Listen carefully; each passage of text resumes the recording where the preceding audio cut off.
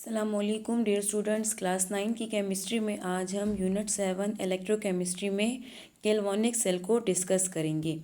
Students, what is galvanic cell? Galvanic cell is a type of electrochemical cell.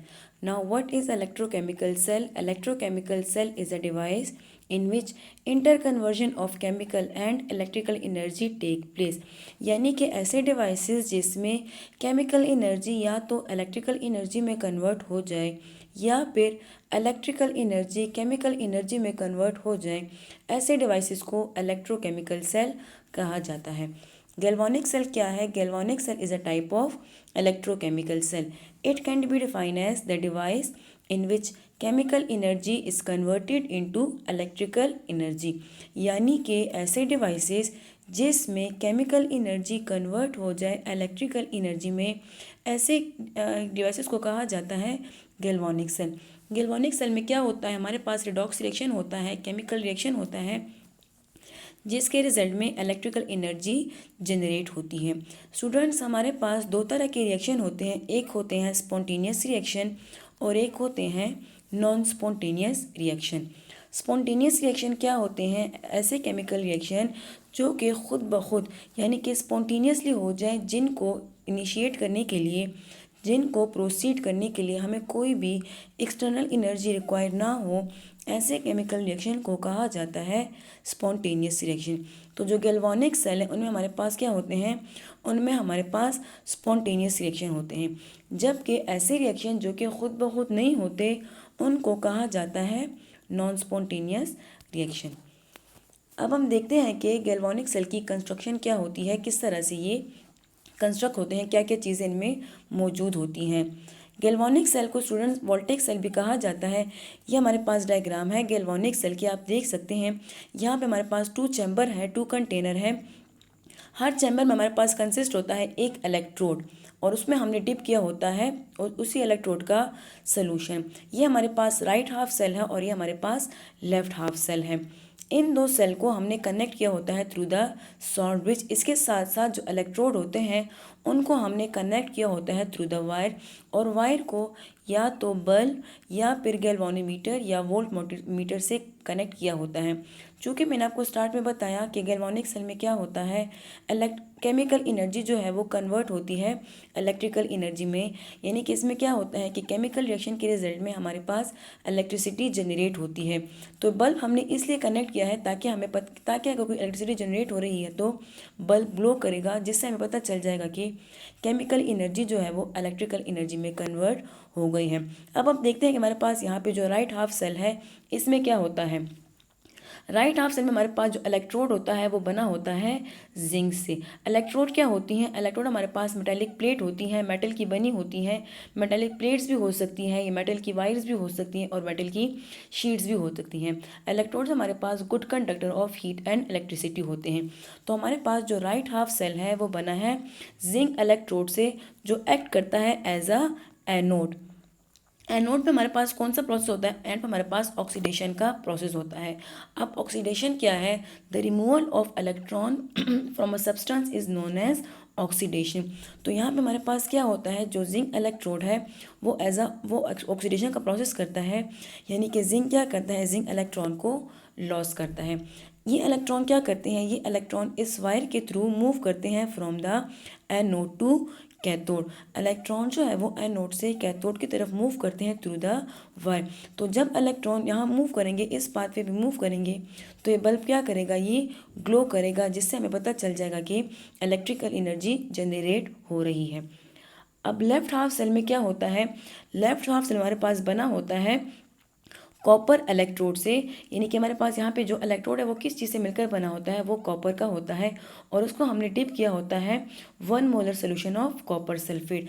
Zinc electrode को हमने dip किया होता है 1 molar zinc sulphate solution में, और कॉपर इलेक्ट्रोड को हमने डिप किया होता है 1 मोलर जिंक सल्फेट सोल्यूशन में। यानी कि जो हमने इलेक्ट्रोड लिया होता है उसी काइंड में हमने उसको उसी काइंड का हमने इलेक्ट्रोलाइट भी, उसी का सोल्यूशन भी लेना है। फॉर एग्जाम्पल, अगर हम यहाँ पे कॉपर ले रहे हैं तो कॉपर को हम डिप करेंगे कॉपर के सोल्यूशन में, कोई भी कॉपर सल्फेट या कॉपर क्लोराइड, कोई भी कॉपर का हम सॉल्ट लेंगे।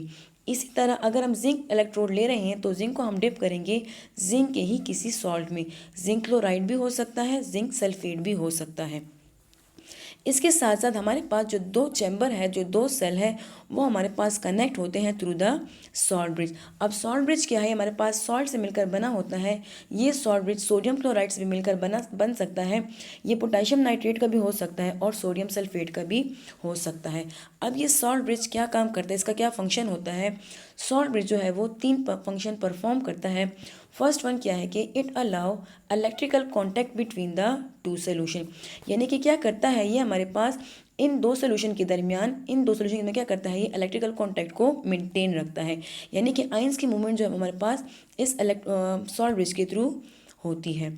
सेकंड क्या होता है, it prevent the mixing of two solution, यानी कि हमारे पास जो दो सोल्यूशन है, जो कॉपर सल्फेट है और जो जिंक सल्फेट है, इन दो सोल्यूशन को ये मिक्स होने से प्रिवेंट करता है, इनको मिक्स होने नहीं देता।